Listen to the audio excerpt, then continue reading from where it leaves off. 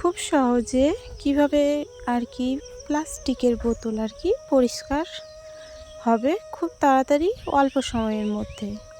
তো চলো সেটাই তোমাদের সাথে আজকে শেয়ার করব।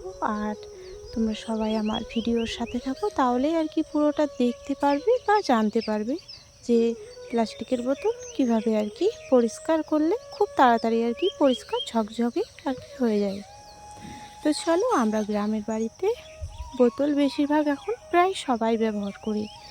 তো মোটামুটি এখন সবাই এই বোতলই বেশি ব্যবহার হয় আর কি। তো চলো সেটাই তোমাদের সাথে আমি আমার আর কি দেখা বা আমি নিজে যেভাবে আর কি পরিষ্কার করি সেটাই তোমাদের সাথে আমি শেয়ার করব। তো সবার প্রথমে তোমরা পারলে একটু আলু আর কি থেতলে নেবে। আলু কিন্তু খুব কার্যকর একটা জিনিস। আলু নেবে যদি ভেতরটা আর কি পরিষ্কার করতে চাও, ভেতরেরটা আর আমি কিন্তু ভেতরেরটা নোংরা হয়নি, তো তার জন্য আমি শুধু বাইরেরটা আর কি পরিষ্কার করব। তো তোমরা যদি ভেতরেরটা পরিষ্কার করতে চাও সেটার জন্য আমি কয়েকটা আর কি টিপস দিচ্ছি। সেটার জন্য যদি বাড়িতে আর কি বালি থাকে, বালি যে যে আর কি দালান বাড়ি বানানো হয় না, তো সেই বালিগুলো হলেই হবে। তো বালি, তারপরে একটু হচ্ছে আলু বলতে পারো, একটা দুটো আলু আর কি থেতলে নিলেই হবে। নেওয়ার পরে ওই বোতলের মধ্যে তুমি দিয়ে দেবে একটু সার্ফ আর হচ্ছে বালির পরিমাণটা একটু বেশি করে দেবে, তাহলে বেশি আর কি খুব তাড়াতাড়ি আর কি ভালোভাবে পরিষ্কার হবে। তো তারপরে ভেতরে আর কি বোতলের ভেতরে ঢুকিয়ে দেওয়ার পরে আলুটাও দেবে, সার্ফ দেবে আর একটু আর কি বালু দেওয়ার পরে আর কি ভালো করে মানে মুখটা বন্ধ করে দিতে হবে। তারপর মুখটা আর কি বন্ধ করে দেওয়ার পরে একটু জল আগে আর কি ঢুকিয়ে দিতে হবে।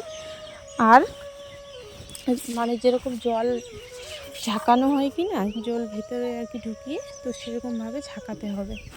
আর যদি সেটাও যদি না পারো, আমার যতটা আইডিয়া যে তোমরা আর কি ভেতরে একটু জল ঢুকিয়ে দিয়ে সার্ফ আর একটু আলু আর কি থেতলে দিলে পরেই বোতলটাকে ঝাঁকি মারলেই আর কি পুরোটাই পরিষ্কার হয়ে যাবে। কারণ এই বালিটার দেওয়ার একটাই কারণ যে ভেতরের ময়লাটা আর কি তারা খুব তাড়াতাড়ি অল্প সময়ের মধ্যে আর কি পরিষ্কার আর কি করে মানে বের করে আনে আর কি ময়লাটা।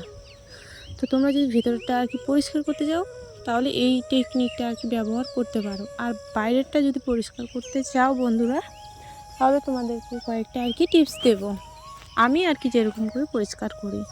এখন তো সবাই সবার মতো পরিষ্কার করে, তো আমি আমারটা শেয়ার করছি বন্ধুরা। তোমাদের ভিডিওটা কেমন লাগবে বা লাগছে অবশ্যই তোমরা একটু ভিডিও শেষে গিয়ে একটু কমেন্ট করো। তো চলো, এখানে বাইরেরটা পরিষ্কার করার জন্য প্রথমে জল গরম করতে হবে। জল গরম করার পরে ওই জল গরমের মধ্যে সার্ফ দিতে হবে। তারপর ওই সার্ফ দিয়ে আর কি বোতলগুলোকে ভালো করে পরিষ্কার করতে হবে।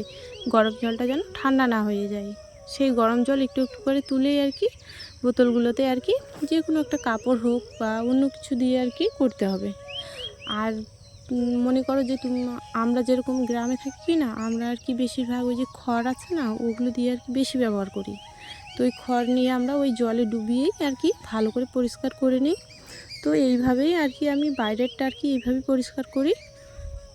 আর তুমি যদি আরও বেশি উন্নত পরিষ্কার চাও তাহলে বাইরেও একটু তুমি বালি ব্যবহার করতে পারো, তাহলে খুব তাড়াতাড়ি পরিষ্কার হবে। তোমরা একটু একবার ট্রাই করে দেখো আমার কথা মতো, তাহলে দেখবে সত্যি মানে পুরনো বোতল থেকে একদম নতুন ঝকঝকে তকতকে একটা নতুন বোতলের আর কি পাবে তোমরা দেখতে। তো আমি এভাবেই আর কি করি। তো তোমরাও এভাবে একবার হয়তো ট্রাই করে দেখো একটু, যদি হয় তাহলে অবশ্যই কমেন্ট করে জানিও বন্ধুরা। আর আমার জানো আজকে কথাগুলো কেন আটকে আটকে যাচ্ছে ভগবানই জানে। তো যেগুলো বললাম সেগুলো একটু ট্রাই করে দেখো তোমরা, হয়তো হতে পারে।